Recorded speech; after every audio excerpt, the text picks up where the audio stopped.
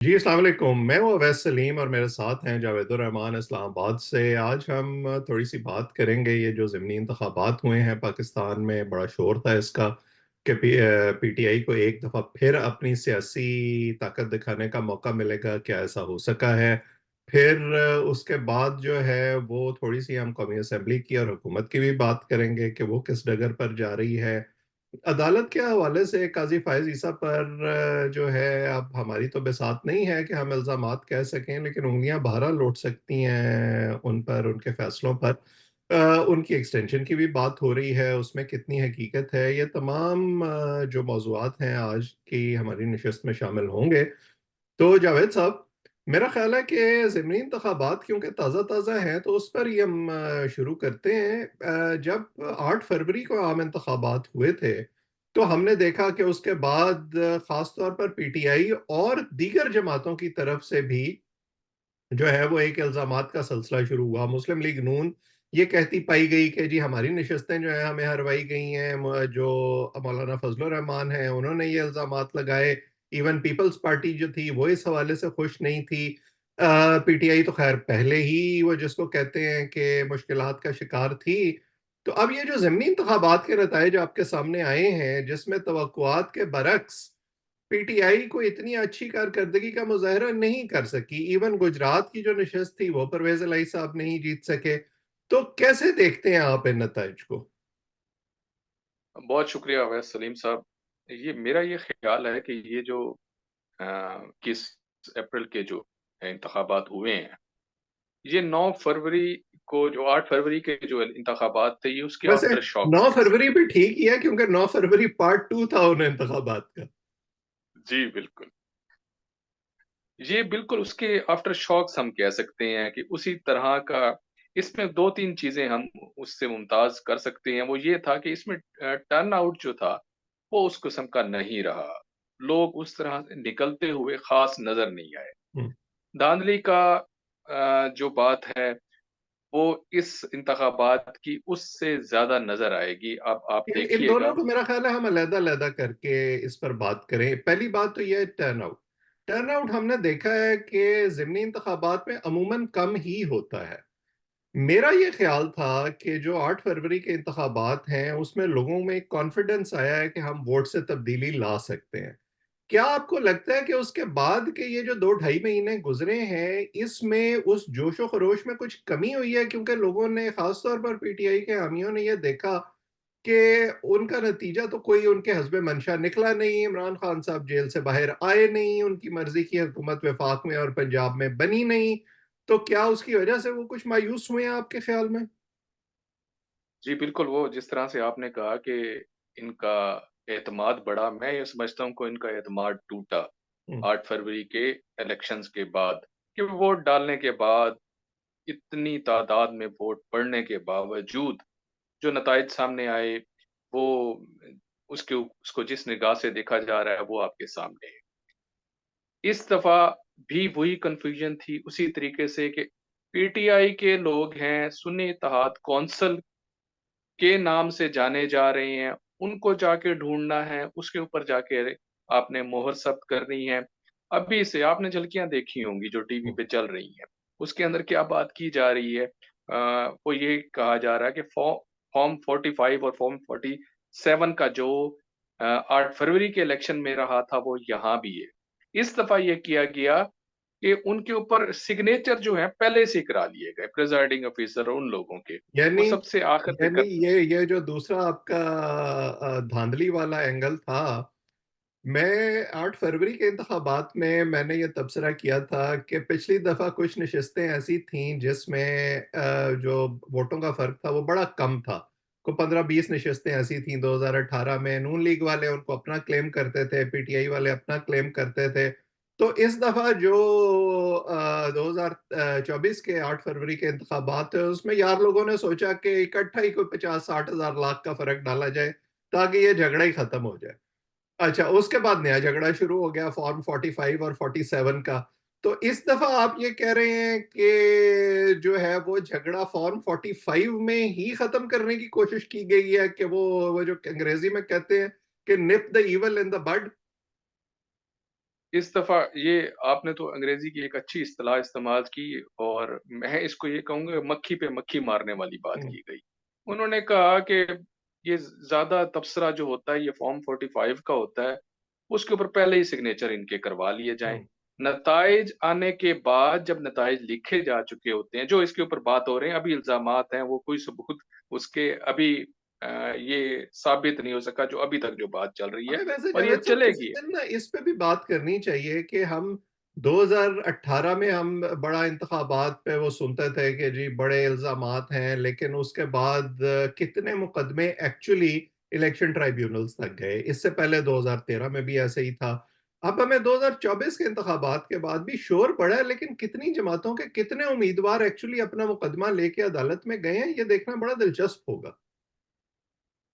वैसा जहाँ तक मुझे याद पड़ता है कि ये इतना गंभीर किस्म का मामला है, ये एक दफ़ा एक रिज़ल्ट निकल आए, उसके बाद कोई उम्मीदवार जीत जाए, उसको चैलेंज करना, ये मैंने एक तारीख में इस दफ़ा जहांगीर तरीन साहब को देखा था। हम्म। उन्होंने जाके हलका खुलवाया था, वो एक उसके अंदर कोई एक ये नहीं है कि आपने सिर्फ़ जाके हलका खुलवाना होता है, सारी वोटिंग दोबारा से करानी होती है, कहाँ-कहाँ से आपने जाके उसकी इजाज़तें लेनी होती हैं, ये एक आम बंदा नहीं कर खर्चा सकता। भी काफी है उसमें, कोई मेरा ख्याल है 10 के 15 रुपए फी वोट है जो आपको देने होते हैं रिकाउंटिंग के लिए।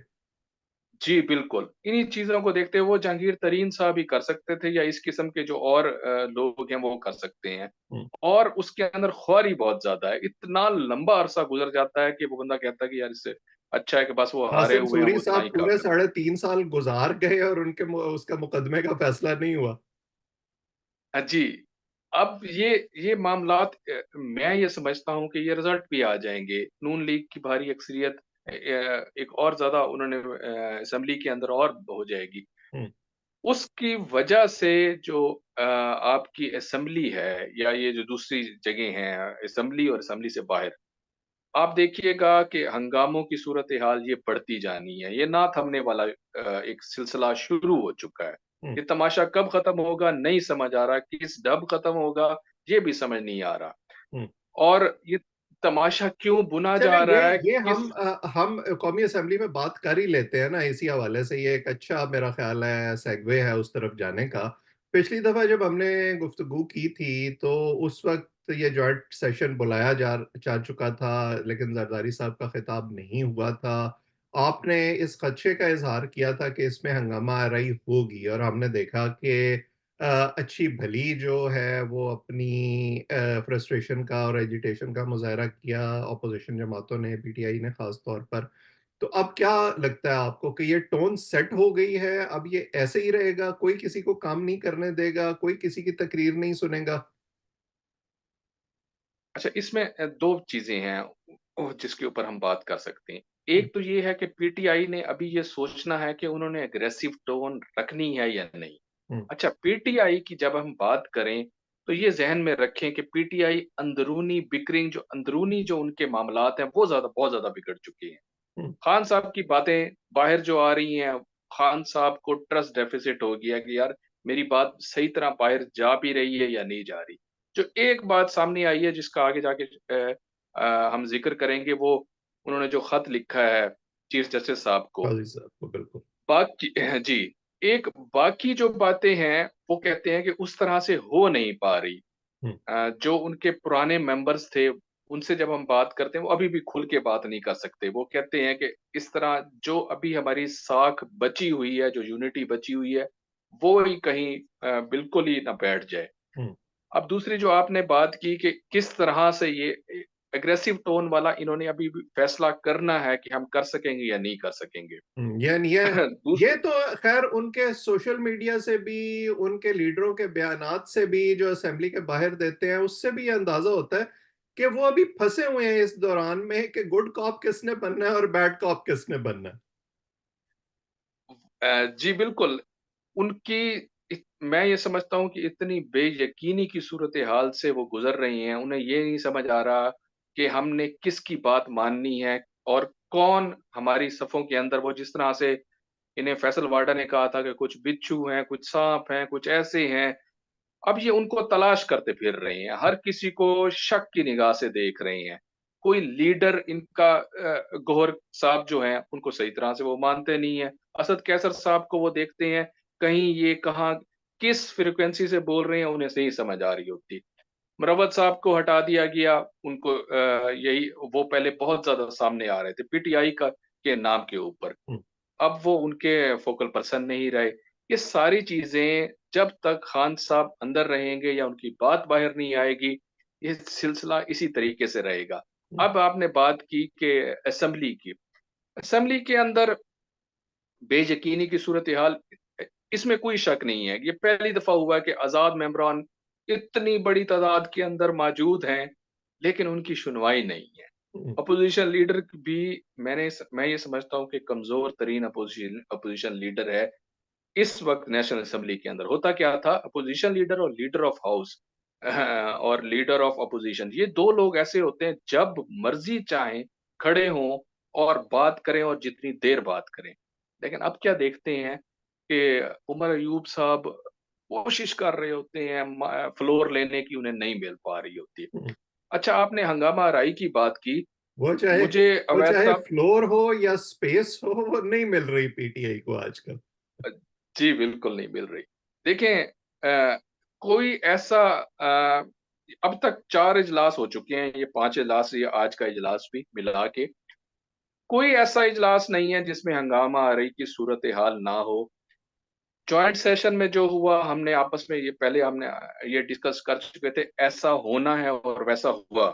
बहुत ज्यादा उन्होंने तनकीद करनी थी, इमरान खान साहब की रिहाई की बात करनी थी, ये सब कुछ होना था। हंगामा आराई अब की नहीं, 85 और कब की चली आ रही है असेंबलियों के अंदर, ये रिवायत पुरानी है कि उन्होंने अपोजिशन ने, वो खुद ही कहते हैं इनके जो मुखालफीन है कि जमहूरियत का हुस्न है, अच्छा, ये हमारे उनके यहाँ इस अल्फाज किस्म थे। के हंगामा आराई के बारे में ना ये तौजीहात पेश की जाती हैं, जैसे आपने कहा कि जमहूरियत का हुस्न है, पूरी दुनिया में ये होता है। जापान की मिसालें दी जाती हैं कि वहाँ कुर्सियां चल जाती हैं। तो मैं ये कहता हूँ कि भाई आपने बुरी मिसालें ही जरूर इस्तेमाल करनी है जस्टिफाई करने के लिए, आप अच्छी मिसालें क्यों नहीं इस्तेमाल कर सकते? और आप उसको, अगर कुछ गलत होता रहा है तो उसको बेहतर कर क्यों नहीं सकते? अच्छा, ये भी एक और ट्विस्ट है इसके अंदर। अगर जापान की मिसाल देते हैं तो जापान के फिर इश्यूज भी बताए ना, वो किस इश्यूज के ऊपर कुर्सियां चल रही होती हैं। कोई इस इश्यू पे नहीं कुर्सी चल रही होती कि उसने भोपू बजा दिया, उसने विसल बचा दी, उसने मुझे इस तरह से कह दिया। ये मामलात नहीं चल रहे होते, वो तरक्की के से रिलेटेड इश्यूज के ऊपर बात हो रही होती है। ये मैं ऐसे बात नहीं कर रहा, मैंने थोड़ी सी स्टडी की, मैंने कहा वैसे कि ये आखिर हमारी इकोनॉमी भी अगर ये उस जगह पे पहुंचा दें जहाँ जापान की इकोनॉमी है, तो फिर कुर्सियां मारते रहे एक दूसरे को, मेरा ख्याल है अवाम को कोई एतराज नहीं होगा। वो हमारे एक सीनियर पार्लिमानी कॉरेस्पॉन्डेंट राजा असगर साहब डॉन में कवरेज करते थे, हमारे बुजुर्ग दोस्त थे। वो कहते थे कि यहाँ जो कौमी असम्बली है, इसकी नशिस्तें उन्होंने फिक्स कर दी गई हैं। अब वो कुर्सी उठा के मारी नहीं जा सकती। और बाकी जापान वगैरह या जो बाकी जो देखते होंगे वहाँ किस तरीके से ये मामला हो रहा होता है। हम बात कर रहे थे कि ये जमहूरियत के हुस्न की बात करते हैं। देखिए, जमहूरियत की और के एक तरफ मुखालफत होगी, लोग देखेंगे, वो लोग यही कहेंगे कि अपोजिशन को ये बात पसंद नहीं आई, उन्होंने ये किया। अब स्पीकर साहब ने क्या किया कि 2 बंदों को, जमशेद दस्ती और एक दूसरे हैं, उनकी एक सेशन के लिए उनको सस्पेंड कर दिया गया, उनकी एंट्री पे बैन कर दिया गया। अब क्या ये मिसाल जो उन्होंने कायम की है, पुरानी तमाम उसको उन्होंने भुला दिया, नजरअंदाज कर दिया। इसके अंदर 2 बातें, वो ये कहते हैं कि अब तक अगर ऐसा एक्शन नहीं लिया गया था, एक बुरी चीज थी, पार्लिमान के तकद्दुस का ख्याल नहीं रखा जा रहा था, अगर मैंने ले लिया है तो बात यह है कि क्या आइंदा भी ऐसा किया जाएगा, आइंदा भी यही मिसालें कायम रहेंगी? जब जरूरी नहीं है कि पाकिस्तान मुस्लिम लीग नून या पीपल्स पार्टी हमेशा से साथ रहेगी, हमेशा से इनकी हुकूमत रहेगी। आने वाले दिनों के अंदर बहुत सारी प्रेडिक्शंस हो रही हैं कि ये बजट गुजरने दें, उसके बाद देखें क्या होना है। बहुत सारे अंदर जो मामलात जो चल रहे हैं, उसके मुताबिक ये कहा जा रहा है कि शायद हुकूमत के लिए इतनी आसानी नहीं रहेगी। आपने मौलाना फजल रहमान साहब की टोन देखी होगी, आपको समझ आ रही है वैसा कि मौलाना फजल रहमान हुकूमत में है या अपोजिशन में है, अभी तक नहीं फैसला देखिए, किया वो जा रहा। क्रिकेट की इस्तेलाह में जो है ना, वो एक प्लेयर होता है जो रेलू कट्टा होता है जिसका फैसला नहीं होता कि वो दोनों टीमों में से किसकी तरफ है। आपने इन दिनों के अंदर पीटीआई से रिलेटेड किसी को, जिस तरह से वो उन्होंने खास निशाना बनाया होता था मौलाना फजल रहमान साहब को, हम्म। कहीं नजर नहीं आ रहा होगा कि उनके लिए एक खास नाम भी इस्तेमाल किया करते थे, वो कहीं नहीं नजर आता। अब ये चीजें जैसे ही इनके टारगेट बदलते रहते हैं वो, और ठीक है बदलने चाहिए, लेकिन ये बात समझने की जरूरत है कि आपको एक पॉलिसी इख्तियार करनी होगी, आपको अपने सारे दुश्मन नहीं बनाने होंगे।